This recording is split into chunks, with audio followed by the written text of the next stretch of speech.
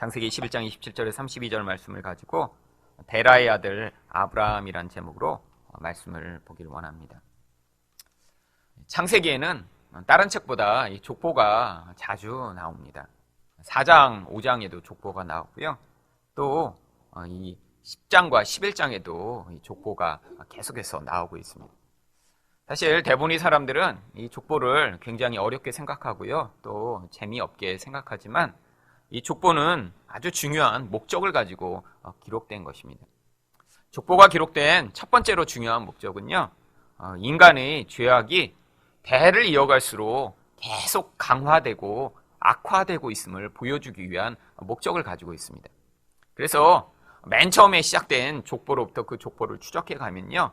그 죄가 점점 강화되고 집단화되고 보편화돼서 결국 인류가 하나님의 심판으로 말미암아 홍수 심판을 당할 수밖에 없는 그런 상황에까지 이름을 보여주고 있죠.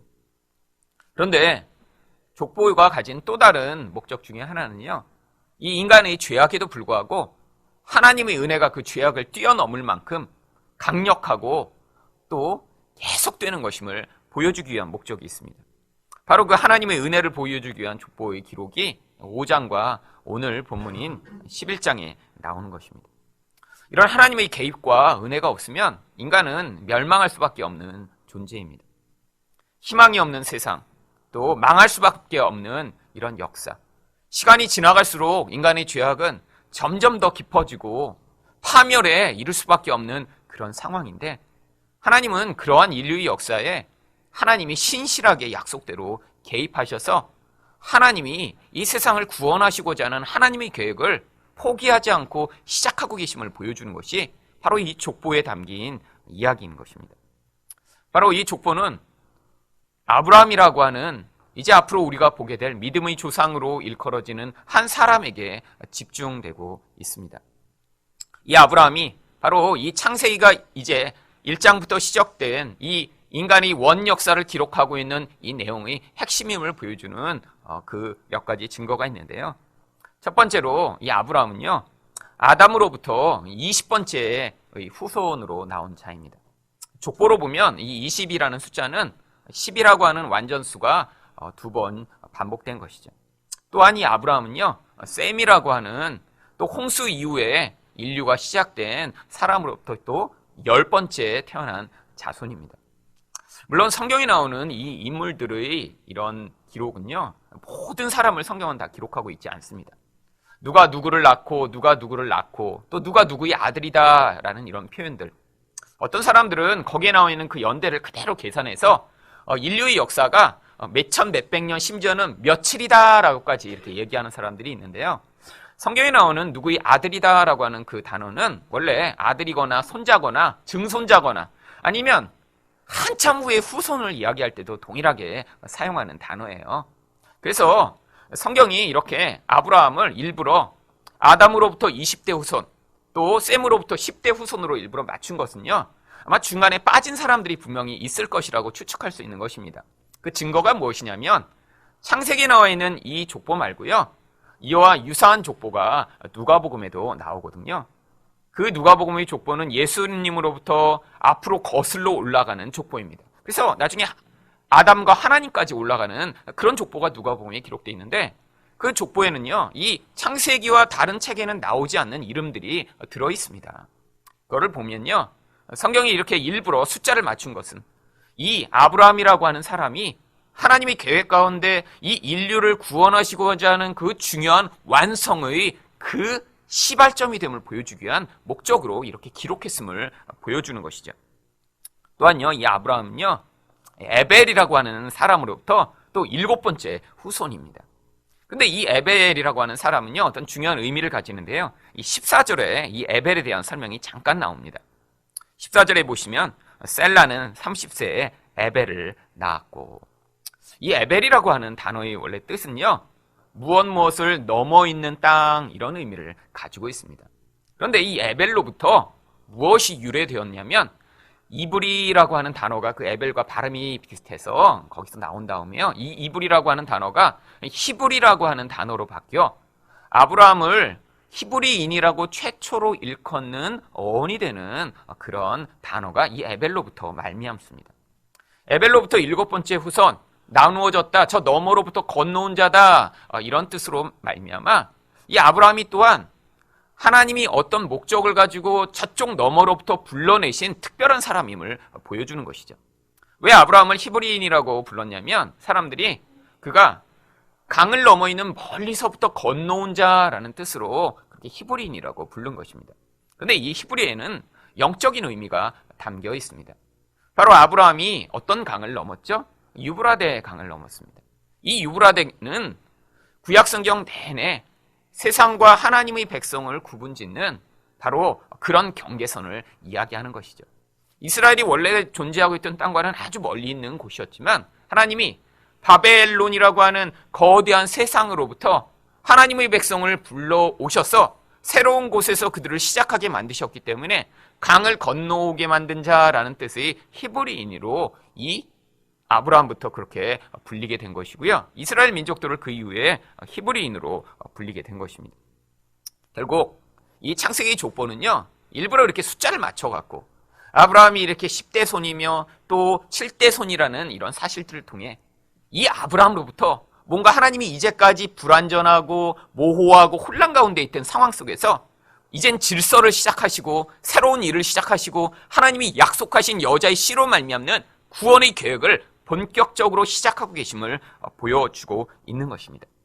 그런데 이 아브라함의 이야기를 본격적으로 시작하기 전에 먼저 데라라고 하는 아브라함의 아버지 데라의 족보부터 오늘 성경이 시작합니다. 27절 말씀입니다.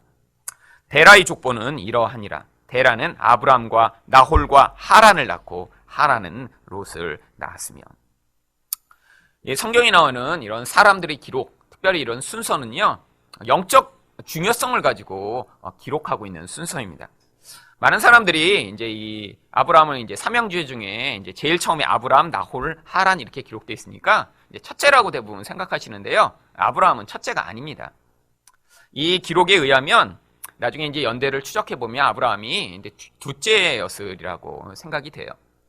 또 이 노아의 세 아들인 셈, 함, 야벳의 경우에도요. 많은 사람들이 셈이 첫째라고 생각하는데요. 그렇지 않습니다. 셈이 연대를 기록해 보면요. 둘째일 가능성이 가장 높아요. 성경은 태어난 순서대로 기록하지 않습니다. 세상에는 이 태어난 순서가 굉장히 중요합니다. 사실 이렇게 우리나라 사람처럼 이렇게 연장자에 대한 이런 대우가 굉장히 중요한 곳에서는요, 사실 이제 언제 태어나는지가 굉장히 중요하죠. 말이 서로 달라지니까요. 외국에 가서 제일 좋은 게요, 상대방이 나보다 몇 살 많은지 적은지 이렇게 알아야 하지 않아서 참 그게 좋더라고요. 서로 말을 그냥 아무하구나 이렇게 통할 수 있으니까 10살 많은 사람하고도 그냥 친구예요. 근데 여기는 이제 3달만 먼저 태어나도 이제 형이라고 불러. 이거 참 민감합니다. 아주 힘들죠. 왜죠? 그걸 가지고 서로 상대방의 지위와 높이를 파악하고자 하기 때문이죠. 그런데 고대에도 이 태어난 순서가 굉장히 중요했습니다. 장자에게 거의 대부분의 권한, 아버지를 대행할 수 있는 그런 지위, 또 모든 유산을 물려받을 수 있는 그런 특권들이 다 주어져 있었거든요. 그런데 아브라함은 그런 장자의 권한을 갖지 못했지만 바로 성경은 그를 첫 번째 이렇게 순서로 기록을 합니다. 그런데 여기 사실 나홀이라고 하는 사람이 또 이 하란보다도 먼저 기록된 또 이유가 있어요. 이 하란이 이제 순서에 보면 아마 첫째 아들이었을 것 같은데 이 나홀은 나중에 이 아브라함과 또 밀접하게 관련을 맺습니다. 이 나홀의 낳은 자녀, 특별히 손자와 손녀가요, 이제 여러분도 다 알고 있는 리브가와 또 라반으로 등장합니다. 결국 이들이 이제 아브라함의 자손들인 야곱과 이삭과 결혼을 함으로 말미암아 또 이 하나님 백성과 이들이 아주 밀접하게 관련을 맺기 때문에 하란, 이 첫째 아들이었던 하란보다 이 나홀을 먼저 기록하고 있는 것입니다. 그럼 오늘 이렇게 데라의 족보로 시작하는 이 창세기 말씀은 우리에게 무엇은 의미를 보여주고 있는 것인가요?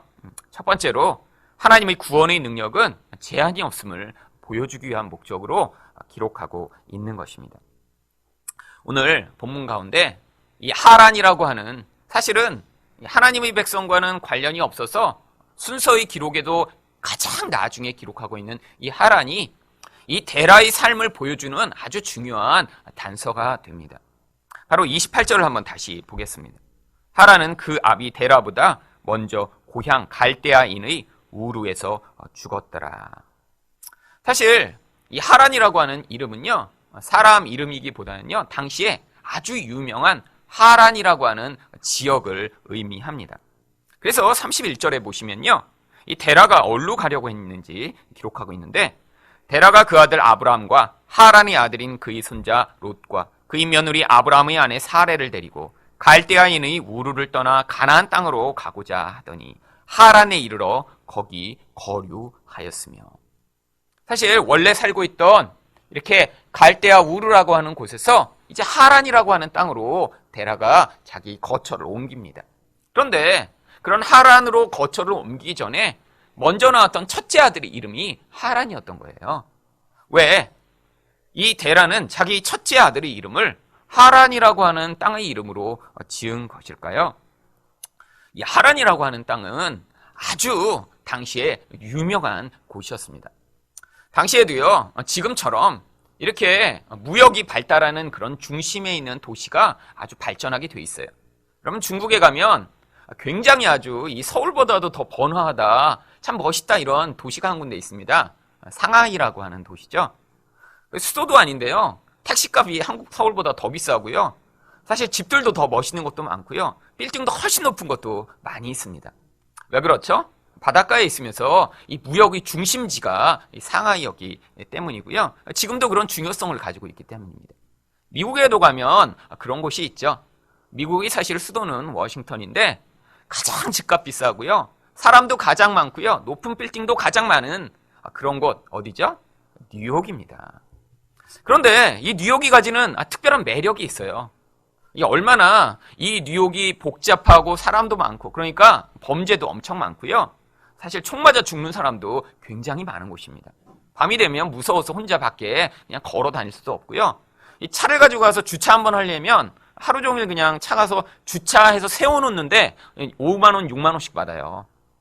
근데도 사람들이 아주 바글바글해요. 사람들이요, 거기 모여들기를 원합니다. 왜죠? 이렇게 모든 무역의 중심이니까요, 똑똑한 사람들이 많이 모여들어요. 돈도 아주 많이 줍니다.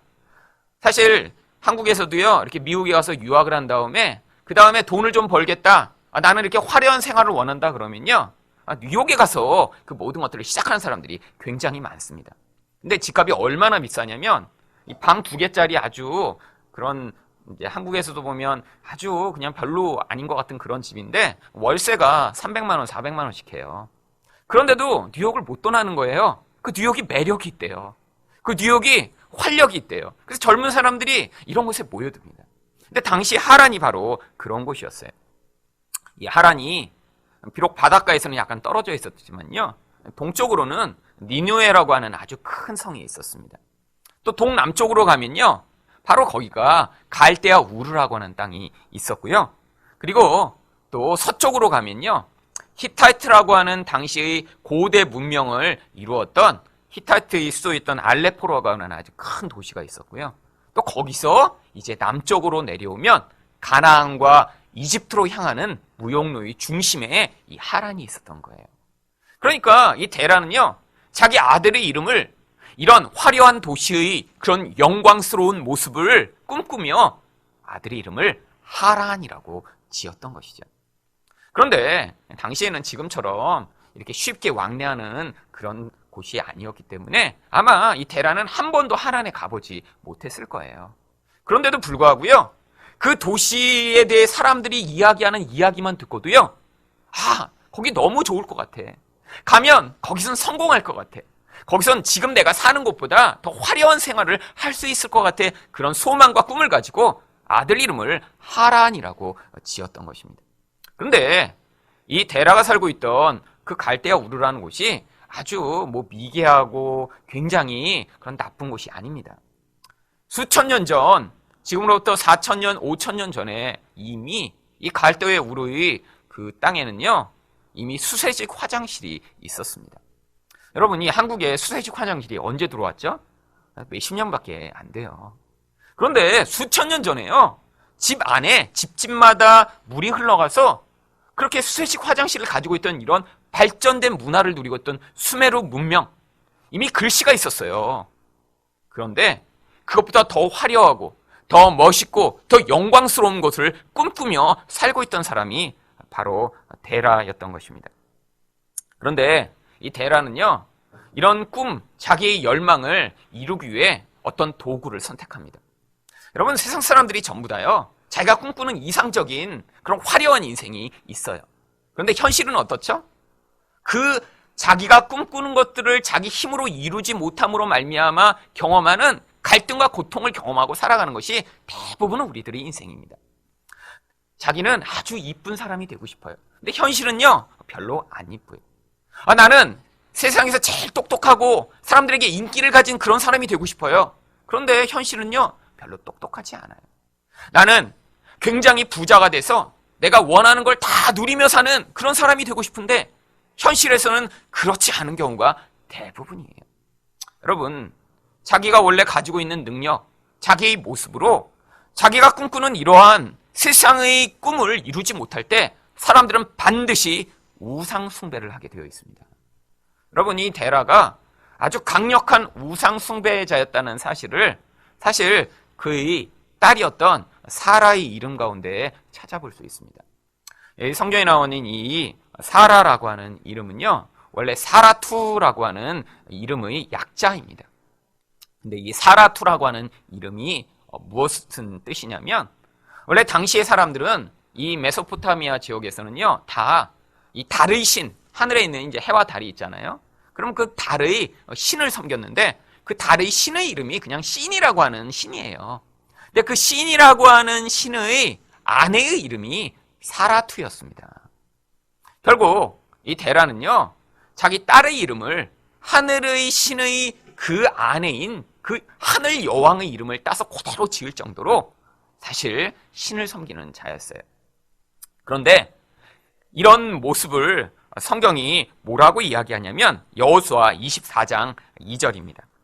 여호수아가 모든 백성에게 이르되 이스라엘의 하나님 여호와께서 이같이 말씀하시기를 옛적에 너희 조상들 곧 아브라함의 아버지 나홀의 아버지 데라가 강 저쪽에 거주하며 다른 신들을 섬겼으나. 결국 성경이 이 데라에 대해서 묘사하는 아주 중요한 표현이 뭐냐면 다른 신들을 섬긴 자라는 우상 숭배자라는 것입니다.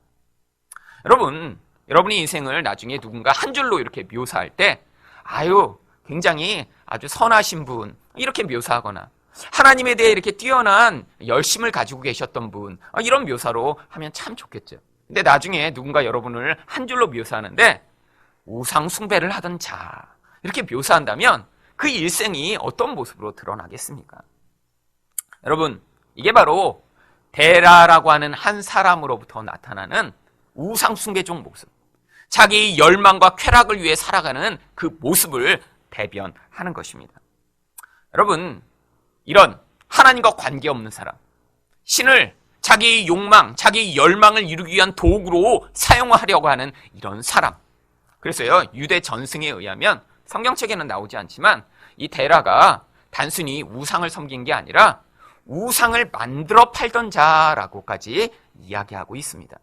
물론 이건 성경이 이야기하는 것이 아니기 때문에 얼마나 맞을진 모르지만 대부분의 랍비들은요, 그래서 이 데라가 강 건너편에서 우상을 제작하여 팔던 우상 제작자였다고 다 동의를 하고 있어요.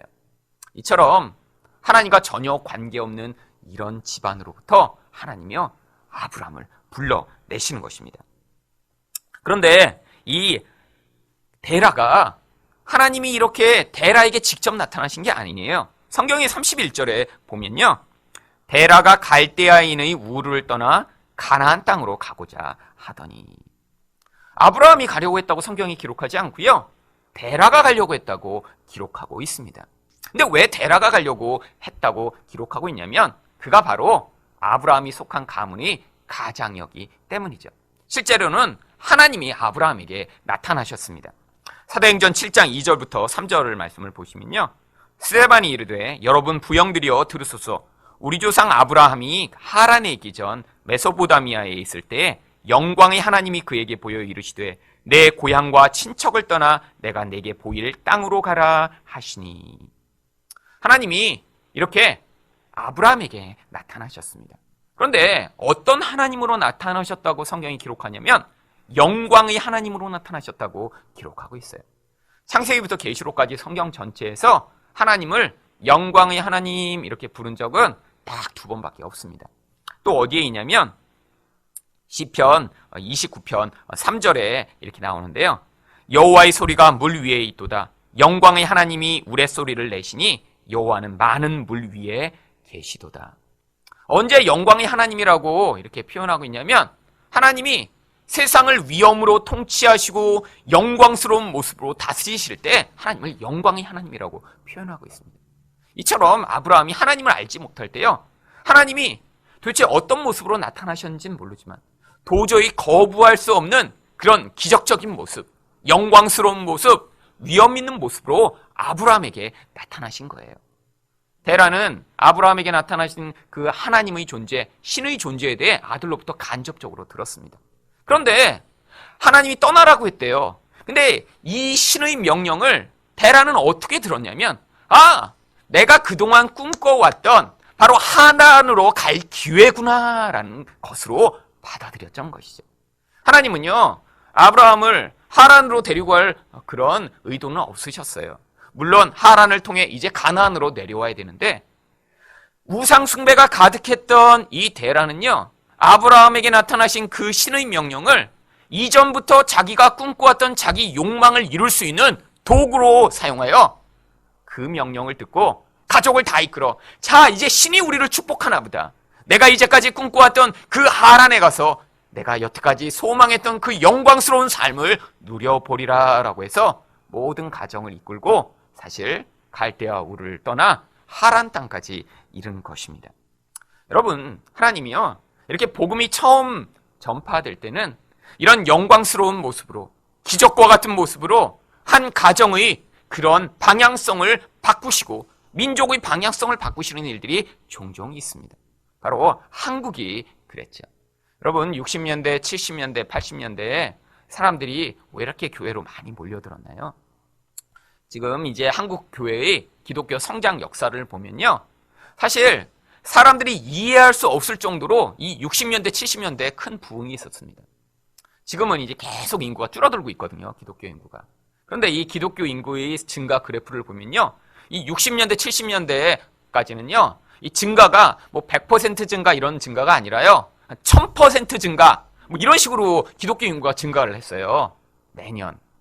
여러분, 그래서 일제시대가 끝난 다음에 한국의 기독교 인구가 몇십만에 불과했는데 20년, 30년이 지나기 전에 1000만이라고 하는 숫자를 언급할 만큼 기하급수적으로 인구가 늘어났습니다. 다 어디서부터 시작된 것이죠? 사람들이 원래 신이라는 존재에 대해서는 다 알고 있었어요. 여러분, 한국 사람들 다 신을 섬겼습니다. 심지어는요, 선한당, 이런 나무도 이렇게 좀 오래되면 거기 앞에 가서도 빌었고요. 아침마다 정한수 떠놓고 하늘에 있는 그런 달림과 별림을 향해서도 빌었고요. 산속에 가서도 치성을 드렸고요. 탑에도 그런 신이 있다고 믿고 그 앞에서도 탑을 돌며 빌었고요. 여러분, 한국 사람들이 이런 신심이 깊어요. 그런데 기독교가 전파되면서 사람들의 그런 깊은 마음에 있던 욕망, 이런 우상의 힘을 통해 내가 꿈꾸던 그런 영광과 능력과 내가 이 세상에서 이루지 못한 것들을 이루어준다라는 그런 이야기를 듣기 시작했더니요, 마치 이 데라처럼 그 하나님이 주시는 참 복에 대해서는 알지도 못하면서 교회로 몰려 들어오게 된 것입니다. 여러분, 바로 이 데라의 가족이 이렇게 하란으로 옮겨오게 된 것처럼 많은 하나님의 백성들이요, 그렇게 교회로 몰려오게 됐죠. 여러분, 저희 가정에도 사실 비슷한 그런 과정이 있었습니다. 저희 부모님도 원래 이제 저희 할아버지 때부터 이제 유교 집안이면서 또 한편으로는 아주 열렬한 불교 집안이었죠. 제가 이제 김씨잖아요. 안동 김씨입니다. 안동 김씨. 옛날에는 세도가였고, 여러분 중에는 노예로 이렇게 사신 분이 혹시 있으셨다면 굉장히 관계가 이제 불편했겠죠. 네. 근데 이제 참 좋은 시절이 왔습니다. 네, 이렇게 이제 다 동등한 입장에서 이렇게 서로 관계를 맺을 수 있는 참 좋은 시절이 왔는데, 안동임 씨니까 이제 굉장히 유교가 이제 아주 잘 이렇게 뿌리내린 집안이었지만, 그러면 이 유교는 또 아주 미신의 그 요소가 강합니다. 그래서요, 이렇게 조상에게 제사를 드리고 하는 게 다 뭐 때문이죠? 복 받으려고 하는 거예요. 그리고 또 저희 할머니는요, 불교를 아주 열심히 믿으셨어요. 그래서 저희 아버지가 이제 아직도 가끔씩 이야기하십니다. 얼마나 불교를 열심히 믿으셨는지. 저희 이제 부모님이 원래 사시던 곳이 이제 저쪽 충청도에 이제 그 바닷가가 이제 가까운 곳이에요. 가깝다고 하지만 바닷가까지 사실 한 이제 2-3시간 이렇게 걸어가야 합니다. 걸어서는. 차로야 뭐 한 15분, 20분 가면 되지만. 그런데 그 바닷가 이렇게 가까운 곳에요. 이렇게 바닷가 중간쯤에 섬이 하나 있는데 그 섬에 절이 하나 있대요. 그래갖고 평소에는 이렇게 물이 차 있으면 이제 섬이다가 이제 물이 빠져나가면 이제 갯벌 사이로 길이 쭉 열리면서 거기에 이제 절이 이렇게 나타나는 거예요. 근데 저희 할머니가 얼마나 이 신심이 투철하셨냐면 집에서부터 그 절에 시주를 하려고 이렇게 이제 머리에다가 쌀을 이고 출발을 하시면요. 거기까지 도착하는데 6시간이 걸렸대요. 근데 이 2주, 그러니까 이 이고 가는 이 쌀을 이제 중간에 이렇게 내려놓으면 거기 이제 부정 탄다고 그 섬에 도착하실 때까지 머리에 이인 쌀을 한 번도 땅에 내려놓으시 않으셨대요. 갯벌을 지나가면서도 갯벌을 지나가면서도. 여러분 그런 정성으로 열심히 신앙생활을 하시던 가문이었습니다. 그런데 난데없이 저희 어머니랑 저희 아버지가 이제 결혼을 하시기로 한 거예요. 근데 저희 어머니는 또 3대째 저희 어머니가 이제 예수를 믿던 그런 집안이었어요. 그리고 저희 어머니는 이제 결혼을 하시기 전부터 아주 이제 기도도 많이 하시고 믿음이 이제 있으셨어요. 근데 마침 그때 저희 할아버지가 간경화가 너무 심하셔갖고요. 이제 병원에서도 더 이상 치료할 수 없다 이렇게 판정이 나서 이제 집에 가서 임종을 그냥 기다리시라고 해서 이제 집으로 돌려보내셨다고 하더라고요. 그런데 당시에는요, 사실 이제 지금 같으면 병원에서 이렇게 뭐 인공호흡기라도 끼고 뭐 수술하고 다 그러겠지만 옛날에는 그래도 양심적이었어요. 이제 의학 기술도 그렇게 발전하지 못했고. 그러니까 이제 집에 왔는데 그냥 이제 아주 결혼도 하시지 않았는데 돌아가시게 생겼으니까 저희 어머니가 이제 기도받는 곳에 모시고 다닌 거예요. 근데 이제 70년대에 한국에 아주 유명한 이제 분이 계셨습니다. 현신의 권사님이라는 분인데요. 이분이 이렇게 가면 예수 이름으로 명하노니 믿어! 나! 이렇게 하면 사람들이 치유가 됐대요, 정말로. 그래갖고 이 영등포 그쪽에 또 이제 이렇게 기도하는 그 기도초에 이렇게 모시고 가서 기도를 받았는데 병이 나은 거예요, 정말로. 그래갖고 저희 할아버지와 저희 할머니가 그때부터 아니 이렇게 치성을 드려도 우리 부처님은 안 고쳐주시는데 이 뭔 신이 이렇게 그냥 가서 예수 믿으면 나! 이랬는데 나았어? 그래서 그때부터 저희 집안에 예수를 믿게 된 거예요. 원래 열심히 이렇게 또 제사를 드리던 집안인데 원래 우리 할아버지가 이렇게 돌아가시게 생긴 상황에서 이렇게 나왔으니까 이제 문중에서도 너는 예수 믿고 나왔으니까 더 이상 이제 제사를 드리지 않아도 된다라고 허용을 하셔서 이제부터 저희 집안에 복음이 들어오게 되었습니다. 그 결과 이제 나중의 일이지만 저희 아버지도 목사님이 되셨고 저도 목사가 되었고 또 저희 작은 아버지도 선교사로 지금 해외에 나가 계시고 그리고 제 여동생도 목사랑 결혼했고 사실은 옛날 같은 상황이었으면 저희가 어쩌면 제가 지금 절에서 목탁 두드리고 있을지도 몰라요. 이렇게 그냥 신실한 불교 집안이었는데 그런데 아니 기적이 일어난 거죠. 기적이. 사실은 그렇게 우상 숭배에 빠져있던 집안에 하나님이 이런 놀라운 은혜와 개입으로 말미암아 우리를 하나님을 섬기는 그런 자들 그리고 한 명이 아니라 정말 가족과 친척들이 다 이렇게 목사며 선교사로 섬길 수 있는 가정 만들어주신 이것 이게 바로 하나님의 살아계심이며 하나님의 능력을 보여주는 것입니다.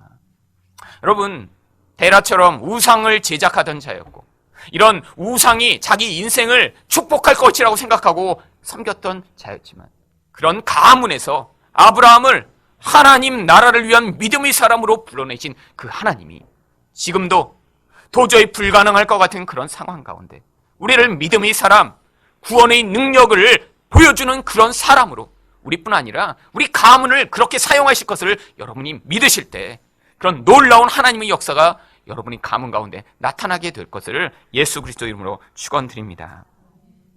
두 번째로 이 데라의 족보는 무엇을 보여주나요? 하나님의 말씀을 직접 들어야 세상을 떠날 수 있음을 보여줍니다. 여러분, 이 데라와 아브라함의 근원적 차이는 무엇인가요? 이 데라도요, 아브라함을 통해 간접적으로 그 하나님에 대한 이야기를 들었어요. 그리고 여러분, 이 아브라함이 얼마나 그것이 진실하다고 확실하다고 또 얼마나 정말 중요하고 충격적인 사건이라고 이야기를 했을까요? 그러니까요, 여러분, 자기 집을 다 버려두고 그 옛날에 수백 킬로가 떨어진 도대체 한 번도 가보지 않은 곳으로 이렇게 이주를 할 생각을 했다는 것은요, 굉장한 결단입니다. 그런데 여러분, 결단은 했는데요, 문제가 무엇이죠? 가나안 땅에 처음에는 가겠다고 했지만 하란에 갔더니요, 하란이 너무 좋은 거예요. 하란이 너무 화려한 거예요. 자기가 꿈꿔왔던 그런 세상인 거예요. 그러니까요, 그 하란을 떠나지를 못합니다. 그리고 그 하란에 그냥 머물러 있어요. 여러분, 이 차이가 무엇이죠? 말씀을 직접 들었느냐 아니면 간접적으로 들었느냐의 그런 차이인 거예요. 여러분, 이것은 아주 심각한 그런 상황을 이야기합니다. 한국 교회 가운데도요, 사람들이요, 교회 오면 병 낫는다, 교회 오면 부자 된다, 그 얘기만 듣고 교회 온 사람들이 있어요. 그런데 그 얘기만 듣고 교회에 와서 그냥 교회를 다니면서 여전히 그 얘기만을 이 성경이 이야기하고 있는 전부라고 듣고 있으면 여러분, 하나님이 인도하시고자 하는 가나안에 갈 수가 없는 것이에요. 여러분, 성경이 이야기하고자 하는 본질과 핵심은 바로 그 하란이라고 하는 세상의 축복이 아닙니다. 세상적으로는 굉장히 미개한 곳이에요. 세상적으로는 광야와 같은 곳이에요. 화려함이 없는 곳이에요. 그런데 하나님이 하나님 백성으로 삼으셔서 인도하시는 그 가나안까지 들어와야 거기에서 하나님 나라를 상속받는 놀라운 하늘의 복을 누릴 수 있는 것이죠. 여러분, 지금 한국 교회 가운데 아직도 많은 사람들은요, 하란에 머물고 있는 사람들이 많아요. 직접 이 복음의 생명이 되는 말씀을 듣지 못하고 예수 믿으면 부자 되고 복 받는다는 얘기에 교회에 와서 그 수준에 계속 머물며 예수의 이름으로 내 욕망과 내 영광만을 위해 교회에 머물고 있는 많은 사람들. 여러분, 이 사람들이 다시 복음을 들어야 합니다. 여러분, 이 교회가 왜 맨 첫 번째 비전으로 복음의 기초를 세운 교회를 세우기로 한 것일까요? 왜 이 교회를 또 이렇게 새로운 교회를 개척해서 세워야 한 것일까요? 여러분, 정말 저희 교회가 작년 2014년 3월 16일 날 설립돼서 창립 예배는 이제 5월 31일 날 드렸지만 저희 설립일은 이렇게 3월 둘째 주로 하기로 했습니다. 그래서 이제 셋째 주죠. 오늘이 둘째 주고 이제 셋째 주로 하기로 했는데 이게 바로 이제 1년이 저희가 돼가는 거예요. 이제 마지막 주입니다. 1년째. 참 아주 뜻깊은 시간이죠. 저희 집에서 이렇게 마루에서 앉아갖고 드렸는데 참, 근데 왜 이런 새 교회가 또 필요하죠? 이 땅에 아직도 진짜 복음을 들어야 될 사람들이 아직 많기 때문입니다. 여러분, 우리 첫 세대들은요, 아직도 예수 믿는 것이 세상에서의 이런 부요와 영광을 대체하는, 미신을 대체한 것으로 생각하고 있는 사람들이 너무나 많이 있어요. 아니에요. 하나님은요, 이런 세상의 삶을 뛰어넘는 영원한 하늘의 생명, 진짜 변하지 않는 그 생명을 우리에게 주시고자 우리를 불러내신 것이에요. 여러분, 이 복음의 음성과 말씀을 들어야 합니다. 이래야 그 세상의 영향력으로부터 떠나 하나님이 주시는 참된 생명과 영광을 누리는 그런 하나님의 백성의 삶을 살아갈 수 있어요. 여러분, 1970년대보다 지금 굉장히 잘 살게 되었습니다. 정말 70년대 여러분 한번 돌아보세요. 여러분들도 다 사셨던 때고요. 저도 살았던 때입니다. 저희 동네에도요, 자동차가 길에 하나도 없었어요. 그래서 제가 초등학교 때 늘 동네에서 뭐 했냐면 야구했습니다. 차가 한 대도 없으니까. 그런데 제가 한 중학교쯤 되니까 이제 자동차들이 생기기 시작하면서 동네 골목에서 야구를 할 수 없는 그런 상황이 발생했죠. 여러분, 금방금방 변하기 시작했어요. 제가 정말 어렸을 때는요, 동네에서 이렇게 자다가 연탄가스 중독돼갖고 돌아가신 분이 가끔씩 있었어요. 바로 저희 앞집에서도요, 아니, 저희랑 매일 자주 만나던 아이들이에요. 아니, 그 집 엄마 아빠들도 맨날 지나다니면서 인사하던 그런 앞집이에요. 근데 어느 날 연탄가스로 애들이 죽어버린 거예요. 남편은 반신불수가 되고. 가난해서 연탄을 떼울 수밖에 없던 시절이었으니까요. 여러분, 경제적으로 참 부유해졌죠. 굉장히 잘 살게 됐죠. 그런데 우리 심령은 어떤가요? 그렇게 꿈꾸던 그런 부여를 얻었는데요. 지금 하루에도 44명이나 되는 사람이 자살해서 죽는 그런 사회가 되어버렸습니다. 여러분, 물질적 풍요가 인간의 참된 행복과 만족을 가져다 주지 못하는 거예요. 여러분, 그런 하란의 상태로부터 이제 가나안으로 변화되어야 하는 우리 사명. 바로 하나님의 음성을 들어야 됩니다. 어떤 음성이요? 복음을 말씀하시는 그 하나님의 진리의 말씀이요. 우리를 죄에서 자유케 하시고요. 눈에 보는 것보다 더 소중하고 가치 있는 것을 우리에게 주시고자 하는 그 하나님의 음성을 직접 듣고 하란에 머물러 있지 않고 이제 가나안에까지 들어오셔야 참된 하나님 나라를 누릴 수 있는 그런 하나님의 백성의 삶을 사실 수 있는 것입니다. 데라는 하란에 계속 머물다 성경이 뭐라고 이야기하죠? 32절입니다. 데라는 나이가 205세가 되어 하란에서 죽었더라. 여러분, 오래 살았어요. 그런데 그것으로 끝입니다. 성경은 그를 강 건너에서 우상들을 섬기던 자라고 묘사하는 것으로 끝나고 말아요. 또 마지막으로 이 데라의 족보는 무엇을 보여주나요? 구원을 받은 자가 자랑할 것이 하나도 없음을 보여줍니다. 여러분, 이 아브라함이라고 하는 사람을 많은 사람들은요, 이제 우리 구원의 모형이며 굉장히 우리가 존경할 사람으로 바라보게 되는 경우가 많이 있습니다. 그렇지만 성경은요, 이 아브라함의 이런 자랑스러운 모습, 또 본받을 만한 모습에 대해서는 별로 기록하고 있지 않습니다. 아브라함의 모습이 아니라 이런 찌질하고 못난 한 인간을 하나님이 택하셔서 그 사람의 인생에 집요하고 끈질기게 개입하심으로 말미암아 이런 도저히 소망 없는 자를 어떻게 하나님 나라의 시초로 삼으셨는지를 보여주는 것이 성경의 기록이에요. 여러분, 그래서 시작부터요, 아브라함은요, 모순투성이며 문제투성이인 상태에서 하나님이 불러내시는 것으로 기록됩니다. 여러분, 이 아브라함이라고 하는 이 이름의 뜻을 알고 계신가요?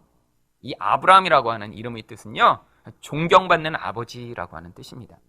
여러분, 그런데 이 아브라함의 현실은 어떻죠? 바로 30절입니다.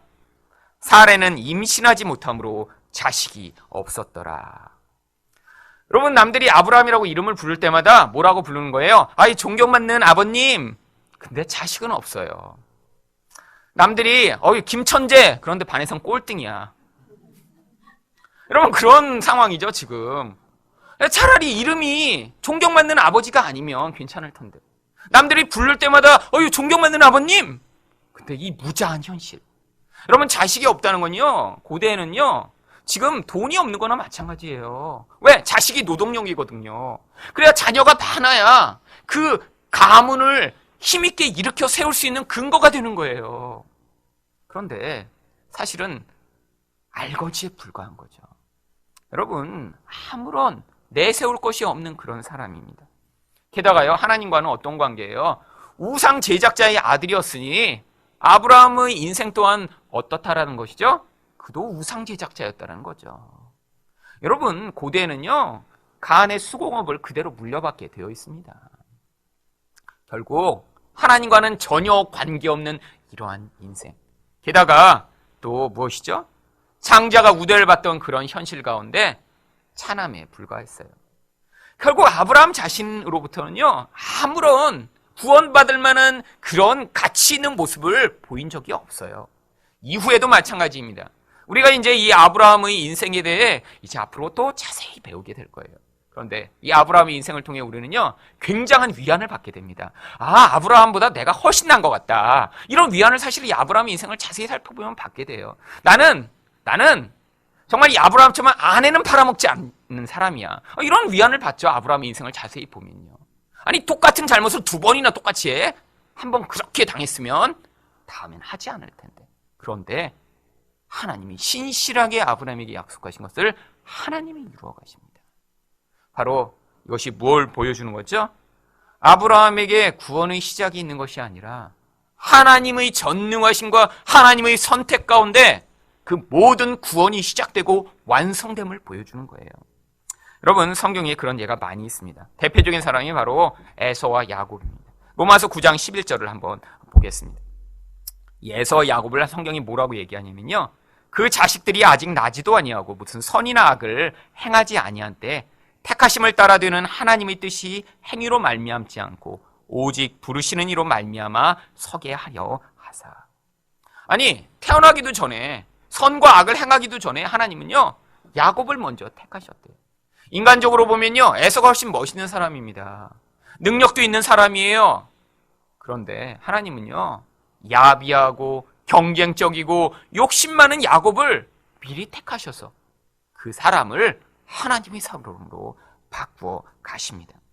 여러분, 그래서 이것을 디모데후서 1장 9절은 뭐라고 부르냐면, 하나님이 우리를 구원하사 거룩하신 소명으로 부르심은 우리 행위대로 하심이 아니요 오직 자기의 뜻과 영원 전부터 그리스도 예수 안에서 우리에게 주신 은혜대로 하심이라. 하나님 편에 주도권이 있어서 이걸 하나님이 부르신 소명이며 하나님이 뜻대로 선택하신 것이며 하나님이 은혜로 주신 것이라고 이야기하는 것입니다. 여러분, 그렇기 때문에요, 우리가 인생 가운데 나의 부끄러운 모습이 계속 드러나고 낙심하고 자신의 모습을 볼 때, 아니, 도대체 소망이 없는 것 같아도요, 우리에게 이 구원에 대한 완성의 책임과 그 모든 것에 대한 의무가 주어진 것이 아니라 하나님이 우리를 붙들어 결국 그 자리로 인도해 나가실 것에 대한 약속의 소망을 우리는 늘 가지며 낙담하지 않을 수 있는 것입니다. 여러분, 그래서 성도인 우리를 성경은 뭐라고 부르냐면 고린도 전서 1장 2절이에요. 고린도에 있는 하나님의 교회 곧 그리스도 예수 안에서 거룩하여지고 성도라 부르심을 받은 자들과 또 각처에서 우리 주 곧 그들과 우리 주 대신 예수 그리스도의 이름을 부르는 모든 자들에게. 여러분, 고린도 교회는요, 문제가 많은 사람들이었습니다. 이 고린도 전후서를 보면요, 이들이 정말 도대체 교회라고 할 수 없는 짓들을 하고 모여 있어요. 그런데 그들을 향해서도 바울은 뭐라고 부릅니까? 그리스도 예수 안에서 거룩하여지고 성도라 부르심을 받은 자들이라고 부르고 있어요. 여러분, 이게 바로 우리의 모습입니다. 아브라함처럼 하나님 앞에서 내세울 것 하나 없는 자인데 하나님이요, 우리를 불러 그 하늘의 생명을 주시고 그 생명으로 말미암아 이 세상을 넉넉히 이길 수 있는 그런 세상으로부터 부름받은 자로 우리를 불러내셔서 하나님의 백성, 하나님의 영광을 전파하는 자 되게 만드시는 이 놀라운 복이 아브라함에게뿐 아니라 우리 모두에게 있음을 믿으시고 담대하게 한 주를 승리하시는 여러분 되시기를 예수 그리스도 이름으로 축원드립니다.